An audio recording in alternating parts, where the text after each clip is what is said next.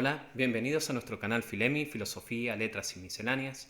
Hoy vamos a ver el pensamiento de Alfred Adler. Vamos a ver dos conceptos fundamentales, el complejo de inferioridad y el complejo de superioridad. Alfred Adler, muy cercano en una primera etapa a Sigmund Freud, se va a distanciar definitivamente de las tesis del fundador del psicoanálisis en 1911 para abrir su propio camino, método, teoría, que más tarde va a denominar psicología individual. Vamos a examinar particularmente en este video su último libro, que data en 1935 y que Adler tituló El sentido de la vida. En esta obra, Adler procurará principalmente esclarecer la percepción que el hombre tiene de sí mismo y de las cosas que lo rodean. Es decir, va a intentar dilucidar la opinión que del mundo y de sí mismo se va uno formando ya desde la niñez, desde la infancia. Según aprecia Adler, la forma total de vida, lo que él llama estilo de vida, es elaborado desde muy temprana edad, en un momento en el que todavía se carece de un idioma conveniente, adecuado y de conocimientos suficientes. Al seguir creciendo, el niño se desarrolla según la dirección de este movimiento que escapa a la formulación verbal y que es aún incomprendido. Se trata del sentido de la vida y de lo que fundamentalmente el individuo interpreta como tal. Toda persona, observa Adler, se conduce en la vida como si poseyera una opinión determinada sobre sí mismo, sobre sus propias energías y facultades, como si al emprender una acción cualquiera tuviese una idea clara de las facilidades o de las dificultades que dicha acción podría ofrecerle. En una palabra, es como si su conducta naciera de su opinión. Y es que, según advierte Adler, no logramos captar los hechos del mundo circundante, sino más bien un lejano reflejo, una representación subjetiva de los hechos. Nuestra opinión sobre los hechos trascendentales de la existencia depende entonces, en última instancia, de nuestro estilo de vida. Solamente cuando los hechos contradicen de forma patente, de forma manifiesta, la opinión que nosotros nos habíamos formado de estos hechos, es cuando no mostramos algo dispuestos a corregir, enmendar, reformar, modificar al menos parcialmente nuestro parecer. Las grandes excepciones, los fracasos en este sentido, nos obligan a reflexionar con mayor hondura sobre los hechos y nos llevan a replantear nuestras opiniones al respecto. Opinión y plan de vida, por lo tanto, se complementan mutuamente.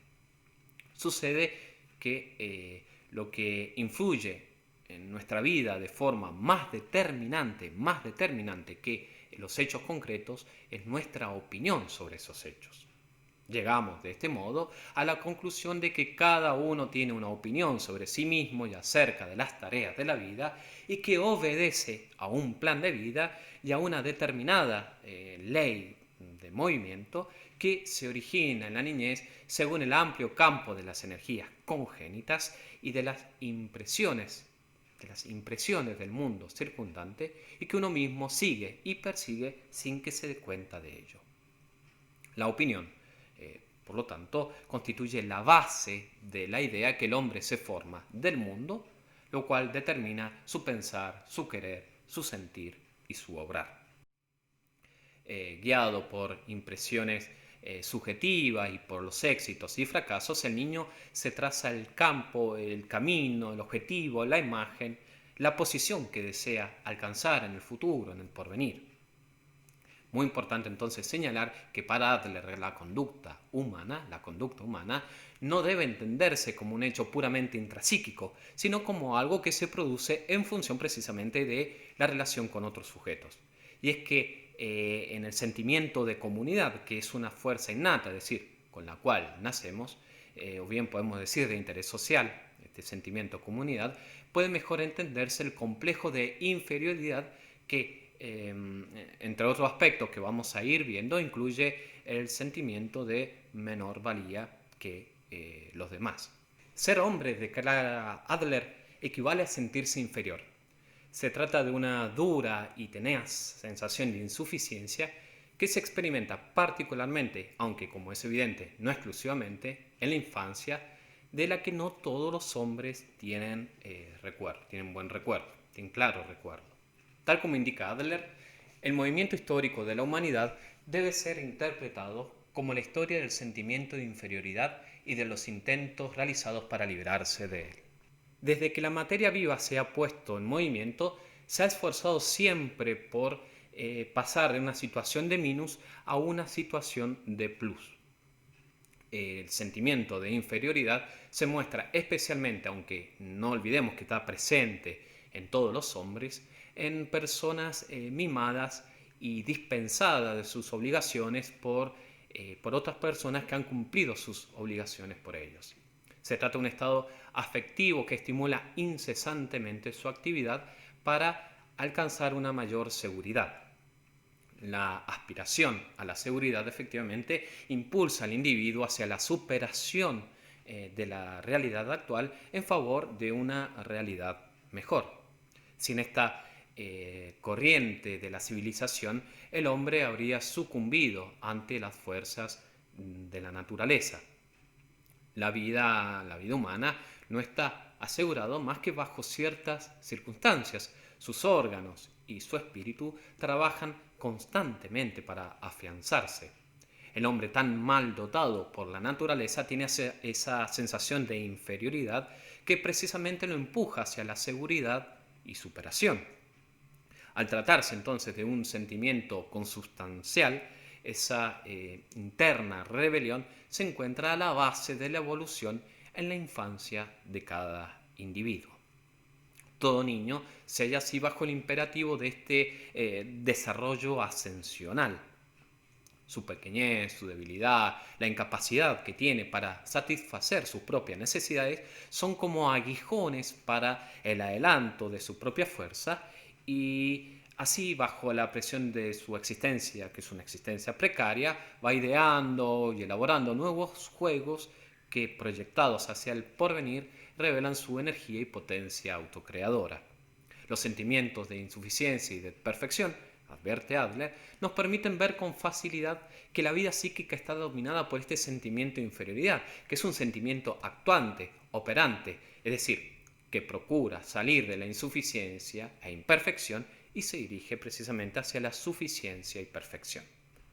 Para Adler, los problemas de la vida, los peligros, las decepciones, las penas, las preocupaciones, las pérdidas, sobre todo de personas queridas, y toda especie de presiones sociales han de considerarse casi siempre a la luz del sentimiento de inferioridad.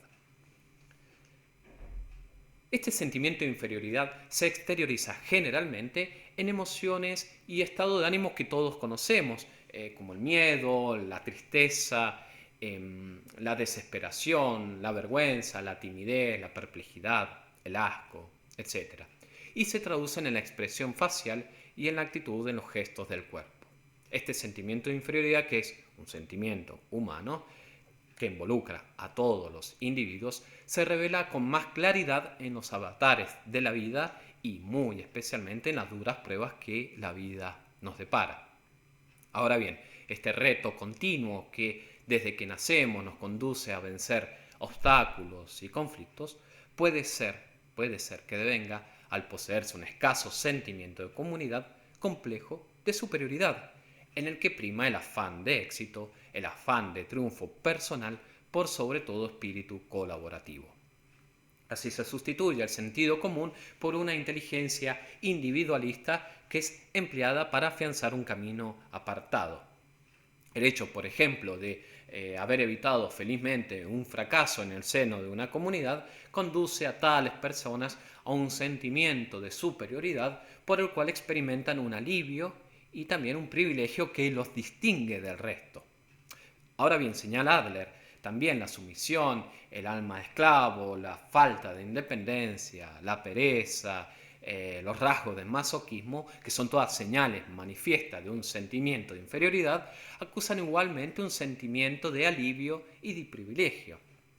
El complejo de superioridad queda muchas veces expuesto en las opiniones y actitudes prepotentes del individuo convencido de que sus capacidades son superiores al promedio general de la humanidad. También puede delatarse en las exageradas exigencias hacia sí mismo y hacia los demás. El complejo de superioridad, en fin, se manifiesta de múltiples maneras, en el aire pretencioso, en la vanidad del porte exterior, en la extravagancia en el vestir, en el orgullo, en el sentimentalismo exagerado, en la jactancia, en el carácter también tiránico, en la tendencia a desacreditarlo todo, en la intención de dominación sobre otras personas, en la aspiración exagerada a la originalidad, etc. Y agrega Adler, las exaltaciones afectivas como la cólera, la sed de venganza, la tristeza, el entusiasmo, el carcajeo ruidoso recurrente, la mirada huidiza, la falta de atención en una conversación, la desviación del tema de ésta hacia uno mismo, un entusiasmo habitual por cualquier circunstancia, incluso fútil, acusan también en general un sentimiento de inferioridad que por el camino de la compensación neurótica conduce al complejo de superioridad. Puede verse entonces que el complejo de superioridad es como el reverso del complejo de inferioridad. Es como si de alguna manera esta última, el complejo de inferioridad, fuese el suelo, la base del complejo de superioridad. Para Adler, en este sentido, la neurosis es el afán de superioridad de una persona que se siente inferior. Es un mecanismo de seguridad contra el miedo y la angustia de sentirse inferior. La neurosis de este tipo, por consiguiente, no proviene de un factor puramente interno, sino que se trata de una reacción compensatoria en relación con otras personas. Mediante el complejo de superioridad, el individuo intenta compensar sus sentimientos de inferioridad, resaltando aquellas cualidades en las que sobresale. Se trata de un intento inconsciente de huir del sentimiento de inferioridad y de conseguir superioridad sobre los demás. Así aparece el afán de superioridad y de dominación sobre los demás, o bien puede ser también la búsqueda de prestigio y de estatus que le permita distinguirse del resto de las personas. Por esta razón, se comporta como una sobrecompensación de un sentimiento de inferioridad, de inseguridad, de minusvalía. El complejo de superioridad, en muchos casos, es consecuencia de un previo complejo de inferioridad mal resuelto. Quien no siente la inferioridad no precisa exhibir su superioridad. Además, quien es claramente superior es así percibido por los demás sin requerir de una manifestación mayor. El sentimiento de inferioridad es la motivación básica de toda persona, resultado de la posición de indefensión en la que se encuentra todo hombre desde que nace y que se prolonga largos años en la maduración respectiva. Este sentimiento, motor fundamental de la conducta, desembocará, asentado en el afán de superación, en un desarrollo adaptativo del sentimiento de comunidad, o bien ya no en un desarrollo adaptativo, sino patológico, que se revelará en un complejo de inferioridad basado ya no en un anhelo de superación, sino en un complejo de superioridad como fenómeno de sobrecompensación que será causa principal de la neurosis. Bueno, espero que les haya gustado este video. No duden en escribirnos, en hacernos sus comentarios, denle like al video si les ha gustado y bueno, seguiremos viendo qué otro autor y qué otro pensador del ámbito de la psicología también analizamos para profundizar en sus conceptos filosóficos. Así que bueno, les agradezco mucho, espero que se encuentren muy bien y nos vemos en el próximo video. Chao, chao.